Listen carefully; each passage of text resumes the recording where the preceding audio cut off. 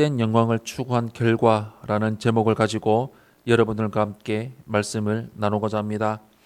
회복하시는 하나님을 바라봅시다. 다니엘 강의 14번째 시간입니다.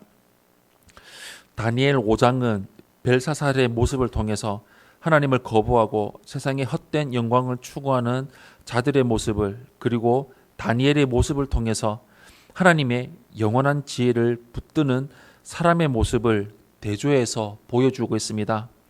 세상의 헛된 것을 추구하는 자에게 남는 것은 두려움과 심판밖에 없다는 것을 알게 됩니다. 먼저 첫 번째로 13절에서 17절의 말씀을 보시면 당황하며 두려워하는 벨사살의 모습을 우리는 볼 수가 있습니다. 오늘 본문 13절에서 17절 말씀 우리 한 목소리로 합독하겠습니다. 시작. 이에 다니엘이 부름을 받아 왕의 앞에 나오매 왕이 다니엘에게 말하되 내가 나의 부왕이 유다에서 사로잡아온 유다 자손 중에 그 다니엘이냐. 내가 네게 대하여 들은즉 내 안에는 신들의 영이 있으므로 내가 명철과 총명과 비상한 지혜가 있다도다. 지금 여러 지혜자와 술객을 내 앞에 불러다가 그들에게 이 글을 읽고 그 해석을 내게 알게 하라 하였으나 그들이 다 그 해석을 내게 보이지 못하였느니라. 내가 네게 대하여 들은즉 너는 해석을 잘하고 의문을 푼다도다. 그런즉 이제 내가 이 글을 읽고 그 해석을 내게 알려주면 내게 자주색 옷을 입히고 금사슬을 내 목에 걸어 주어 너를 나라의 셋째 통치자로 삼으리라 하니 다니엘이 왕에게 대답하여 이르되 왕의 예물은 왕이 친히 가지시며 왕의 상급은 다른 사람에게 주소서. 그럴지라도 내가 왕을 위하여 이 글을 읽으며 그 해석을 아뢰리이다. 아멘.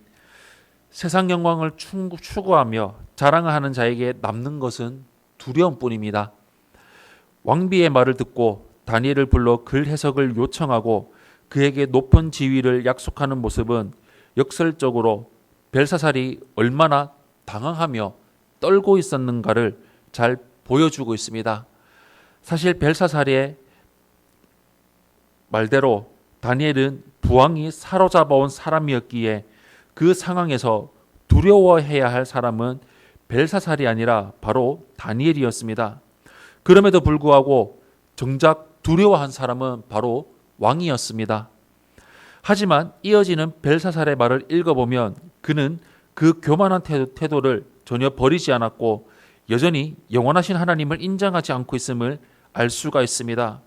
무엇보다 그는 다니엘을 지혜자와 술객들과 비교하고 신들의 영을 가진 자로 여기면서 유일하신 하나님을 인정하지 않습니다. 그리고 다니엘에게 그를 해독하면 그 대가로 자주색 옷과 금사슬과 셋째 통치자의 자리에 앉게 되리라는 헛되기 짝이 없는 것을 주겠다고 큰소리치면서 자기를 도우라고 말하고 있습니다. 그러나 다니엘은 왕이 가진 헛된 열물과 상급에는 관심이 없었고 오직 하나님의 말씀에만 집중합니다. 세상에서 영원한 것은 하나님이지 재물과 지위가 아니기 때문입니다.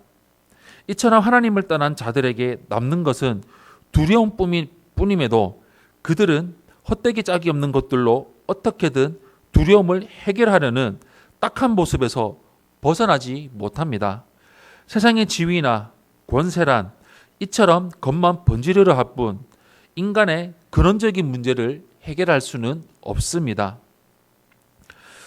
두 번째로 18절에서 23절의 말씀을 보시면 죄가 드러나는 것을 볼 수가 있습니다.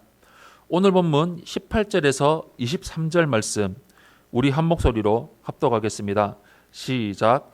왕이여 지극히 높으신 하나님이 왕에 붙인 느부갓네살에게 나라와 큰 권세와 영광과 위엄을 주셨고 그에게 큰 권세를 주셨으므로 백성들과 나라들과 언어가 다른 모든 사람들이 그의 앞에서 떨며 두려워하였으며 그는 임의로 죽이며 임의로 살미며 임의로 높이며 임의로 낮추었더니 그가 마음이 높아지며 뜻이 완악하여 교만을 행함으로 그의 왕위가 폐한바되며 그의 영광을 빼앗기고 사람 중에서 쫓겨나서 그의 마음이 들짐승의 마음과 같았고 또 들나귀와 함께 살며 또 소처럼 풀을 먹으며 그의 몸이 하늘 이슬에 젖었으며 지극히 높으신 하나님의 사람 나라를 다스리시며 자기의 뜻대로 누구든지 그 자리에 세우시는 줄을 알기에 이르렀나이다. 벨사살이여, 왕은 그의 아들이 되어서 이것을 다 알고도 아직도 마음을 낮추지 아니하고 도리어 자신을 하늘의 주제보다 높이며 그의 성전을 그릇을 왕 앞으로 가져다가 왕의 귀족들과 왕후들과 후궁들이 다 그것으로 술을 마시고 왕이 또 보지도 듣지도 알지도 못하는 금, 은, 구리, 쇠와 나무, 돌로 만든 신상들을 찬양하고 도리어 왕의 호흡을 추장하시고 왕의 모든 길을 작정하시는 하나님께는 영광을 돌리지 아니한지라. 아멘.